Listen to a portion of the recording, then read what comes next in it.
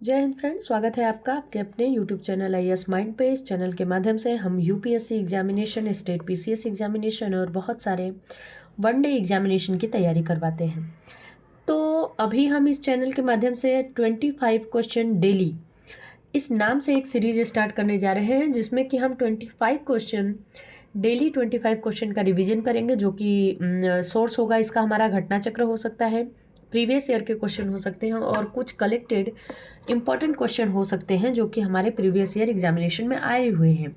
और ये UPSC, state PCS और रेलवे, एसएससी और हर तरीके की वनडे एग्जामिनेशन के लिए इम्पोर्टेंट होने वाला है।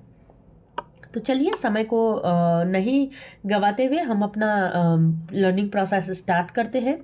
तो पहला क्वेश्चन जो हमारे पास आया है उसमें यही पूछा गया है कि UNO was founded in UNO जो है यूनाइटेड नेशन ऑर्गेनाइजेशन जो है, इंटरनेशनल ऑर्गेनाइजेशन है, वो कब फाउंड किया गया था, उसके फाउंडेशन की डेट पूछी गई है दोस्तों हमसे। कब फाउंड किया गया था ये पूछा गया है और इसका सही आंसर होने वाला है आंसर ऑप्शन नंबर बी। सन जो है इसका है 1945। चलिए इसके बारे में कुछ बातें और जान लेते हैं जो कि हमारे एग्जाम के पॉइंट ऑफ व्यू से बहुत ज़्यादा ज़रूरी होने वाला है। तो इसमें ये बताया गया है कि यूनाइटेड नेशन जो है वो एक इंटरनेशनल ऑर्गेनाइजेशन है, एज वी ऑल नो। कब फाउंड हुआ है? Founded in 1945। Drafted of United Nation charter was finalised in the conference of the San Francisco. ये बिल्कुल इंपॉर्टेंट, ज़रूरत नहीं है इसको जानने की, कोई इंपॉर्टेंट चीज़ नहीं है। मेन पॉइंट जो इसका है, this organisation come into force in 22 October 1945। ये डेट याद करने की ज़रूरत है क्योंकि कभी कभी ये डेट हमारे एग्जामिनेशन में पूछी जाती है। और this date which date, this is 24 October, observe as the United Nation day. यही 3 पॉइंट इस चैप्टर में, इस पॉइंट में इंपॉर्टेंट है। नेक्स्ट क्वेश्चन जो हमारे पास आता है उसमें ये पूछा गया है कि देखिए इसी से रिलेटेड है कि यूनाइटेड नेशन डे कब ऑब्जर्व किया जाता है। तो हमें पहले से पता है कि यह 24 अक्टूबर को ऑब्जर्व किया जाता है। ओके, नेक्स्ट क्वेश्चन दोस्तों जो हमारे पास पूछा गया है हमसे, उसमें ये पूछा गया है कि नंबर ऑफ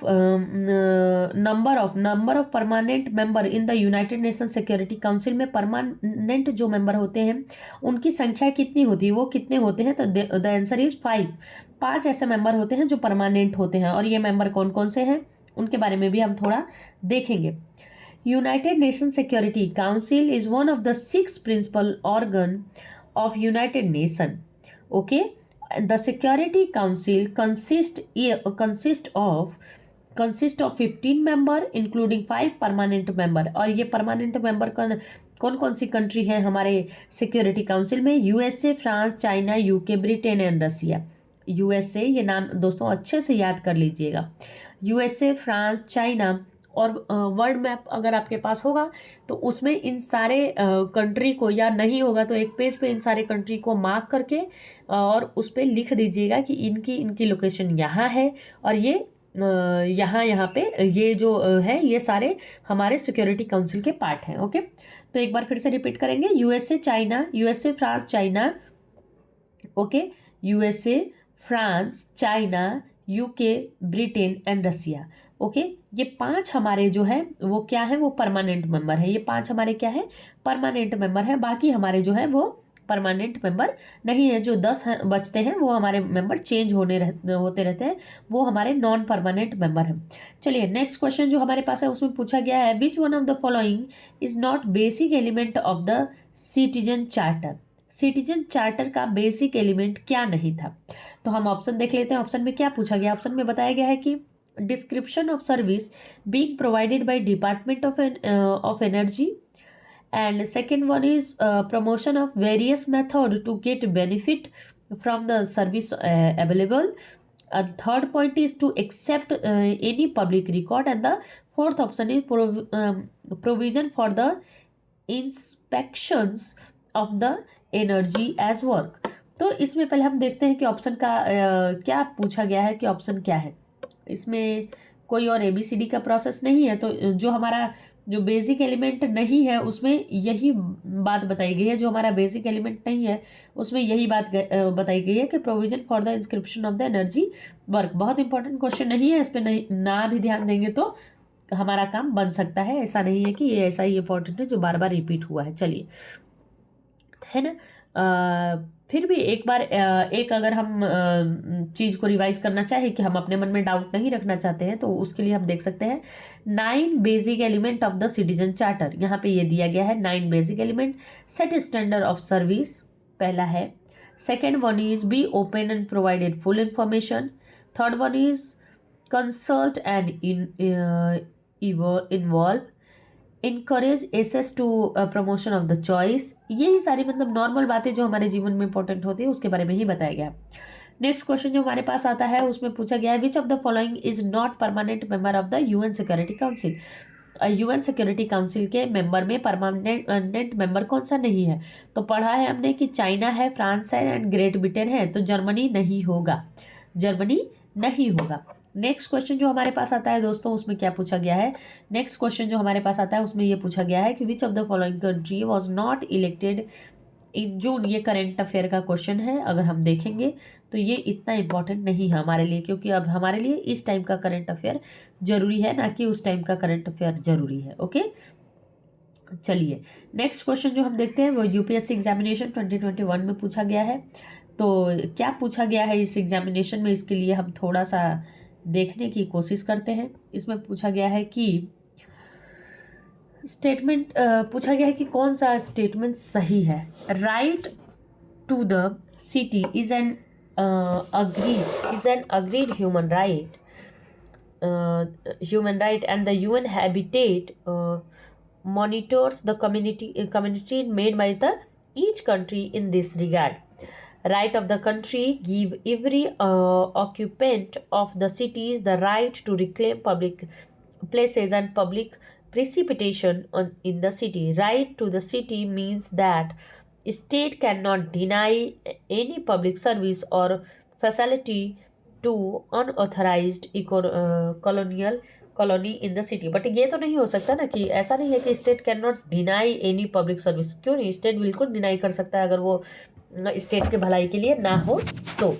चलिए, अभी तक हमने जितने क्वेश्चन देखे उनकी संख्या 8 है और हम बहुत ही स्लो लर्नर की तरह पढ़ रहे हैं, क्योंकि हम चीज़ों को और थोड़ा डीप तरीके से जानने का प्रयास कर रहे हैं। यही इसके पीछे का रीज़न है कि हम चीज़ों को थोड़ा और अच्छे से पढ़ने की कोशिश कर रहे हैं। नेक्स्ट क्वेश्चन जो है हमारे पास, उसमें जो इम्पोर्टेंट क्वेश्चन है उसमें ये पूछा गया है कि Who among the following has been first African UN Secretary General? This is बोट्रोस गाली। ओके, उत्तराखंड पीसीएस में पूछा गया है। नाम याद करना थोड़ा टफ है, 4-5 बार रिवीजन की जरूरत पड़ेगी। Next question is present secretary, ये पूछा गया है। तो प्रेजेंट सेक्रेटरी, पहले हम क्वेश्चन देख लेते हैं। 2009 का क्वेश्चन है। सेक्रेटरी चेंज हुआ होगा तो इस क्वेश्चन को हमें करने की ज़रूरत नहीं है। इस क्वेश्चन को हमें करने की ज़रूरत नहीं है। चलिए, नेक्स्ट क्वेश्चन जो हमारे पास है उसमें क्या पूछा गया है कि which UN secretary general serve as the longest period. This is U Thant. आप इस नाम को याद रख सकते हैं। और इन्होंने एक लंबा टाइम अपने यूएन सेक्रेटरी के लिए दिया था। Next question is that head of the state of the United kingdom is. United kingdom की हेड ऑफ द स्टेट कौन है? Queen Elizabeth second. Queen Elizabeth second 2016 का क्वेश्चन है, लेकिन क्वीन एलिजाबेथ सेकेंड का डेथ हो चुका है। अभी नेशनल हेड जो है वो चार्ल्स नंबर शायद 10th या 9th है। एक बार कंफर्म करके मैं कमेंट में ज़रूर पिन करूँगी। उसके बाद जो नेक्स्ट क्वेश्चन हमारे पास आता है उसमें क्या पूछा गया है? उसमें पूछा गया है world's main language are. World की जो मेन लैंग्वेज है वो क्या है? तो मोस्ट प्रोबेबली है कि इंग्लिश होगी, बट देखते हैं कि क्या किस लैंग्वेज को। ओके, इसका आंसर कहाँ है? 14th। Which one of the given language is not the official language of. इसका क्वेश्चन नंबर 14 का आंसर तो सच कुछ दिया नहीं है। विच मेन लैंग्वेज आर, ये 4 लैंग्वेज दिए हैं, चाइनीज़, हिंदी, इंग्लिश, और इस आपको इसका जो डिटेल क्वेश्चन है वो ये पूछ रहा है कि विच one of given language is not an official language of United nation, choose correct answer. Okay, वो जो 4 लैंग्वेज है उसमें ऑफिशियल लैंग्वेज क्या नहीं है, तो हिंदी जो है वो यूनाइटेड नेशन का ऑफिशियल लैंग्वेज नहीं है। चलिए आगे देखते हैं दोस्तों कि official language of UN, UN का ऑफिशियल लैंग्वेज क्या है? इंग्लिश है, फ्रांस है, चाइना है, रसिया है, अरबिक है, स्पेनिश है ना। तो देखो इंग्लिश तो रहेगी क्योंकि ब्रिटिश है, फ्रांस भी रहेगा, चाइना भी रहेगा, रसिया भी रहेगा और स्पेनिश भी रहेगा। ये अरेबिक को याद करने की जरूरत है और ध्यान रखिए ये यूपीएससी में क्वेश्चन पूछा गया है। नेक्स्ट क्वेश्चन जो है उसमें ये पूछा गया है कि who among the following has been the first person to deliver his speech in Hindi at UN. तो हमारे अटल बिहारी वाजपेयी साहब थे जिन्होंने यूएन में हिंदी में स्पीच दी थी पहली बार। और दूसरी बार किसने दी थी? दूसरी बार हमारे पीएम ने दी थी, जो रिसेंट पीएम है प्रधानमंत्री नरेंद्र मोदी। नेक्स्ट क्वेश्चन जो 17 क्वेश्चन हमारे पास है उसमें क्या पूछा गया है? Who was permanent representative of India to the UN before Syed Akbaruddin.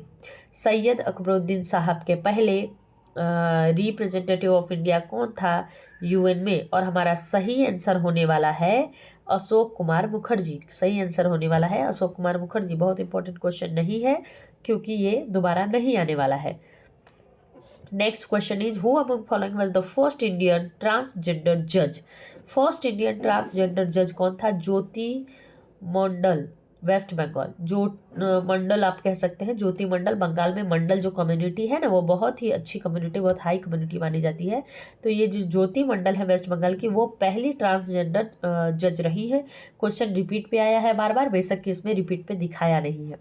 Next question we have is the how many article are there in universal declaration of human right. Universal human right declaration के लिए कितने article दिए गए हैं? There are 30 article. There are 30 articles. Next question is the headquarter of the international court of justice is situated in Hague. Hague नाम याद रखिएगा, repeat पे क्वेश्चन आता है, कई बार क्वेश्चन ये आ चुका है, बार बार आपको देखने को मिलेगा। Okay, which statement is true in relation to the protection of human right act। Human right act के प्रोटेक्शन के लिए कौन सा जो पॉइंट है वो उसको सही बताया गया है? एक्ट कम इनटू फोर्स इन 28 सितंबर 1993। चलिए नेक्स्ट क्वेश्चन जो हमारे पास है उसमें ये पूछा गया है कि headquarter of international court of justice, repeat question है, दोबारा रिपीट किया गया है, हेग है। उसके बाद नेक्स्ट क्वेश्चन जो हमारे पास पूछा गया है दोस्तों उसमें ये पूछा गया है under which one of the following section of the protection of civil right act 1955 has protection of the action taken in good faith been provided? Section 14A। Okay, ये बहुत इंपॉर्टेंट क्वेश्चन नहीं है, जो इंपॉर्टेंट क्वेश्चन होगा उसको मैं आप लोगों को जरूर बताऊंगी। नेक्स्ट क्वेश्चन है एमनेस्टी इंटरनेशनल के बारे में। नेक्स्ट क्वेश्चन किसके बारे में है? एमनेस्टी इंटरनेशनल के बारे में पूछा गया है कि इसके बारे में क्या बात सही है। तो a global human right movement, amnesty International is the global human right movement. इसको आप लोग ध्यान से याद रखिएगा कि ये एमनेस्टी इंटरनेशनल जो टर्म है ये ग्लोबल ह्यूमन राइट के लिए यूज होता है, ये किसी पर्टिकुलर कंट्री के लिए यूज नहीं होता है। ओके, नेक्स्ट क्वेश्चन जो 25th क्वेश्चन हमारे पास आता है उसमें क्या पूछा गया है? Amnesty International is an organisation associated with, किससे एसोसिएटेड है? तो ह्यूमन राइट से एसोसिएटेड है, ये हमने पहले ही पढ़ा है। बस इतना टर्म अगर आप लोग याद रखते हैं तो भी आपका ये क्वेश्चन बन जाने वाला है एग्जामिनेशन में। हालांकि 2-3 क्वेश्चन ऐसे थे जो कि हमने ऐसे देखे जो कि हमारे एग्जाम से रिलेटेड नहीं थे, फिर भी हम इस वीडियो को यहीं तक रखते हैं क्योंकि हम जितनी वीडियो बढ़ाएंगे, जितना लालच करेंगे, उतना फिर हमारी स्पीड, हमारी कंसिस्टेंसी कम होने लगेगी। अगर आप लोग यहाँ तक हमारी वीडियो देखकर आए हैं तो इसका मतलब है कि आप अपनी पढ़ाई को लेके बहुत ही सीरियस हैं और आप अपनी पढ़ाई को बहुत ही ईमानदारी से कर रहे हैं।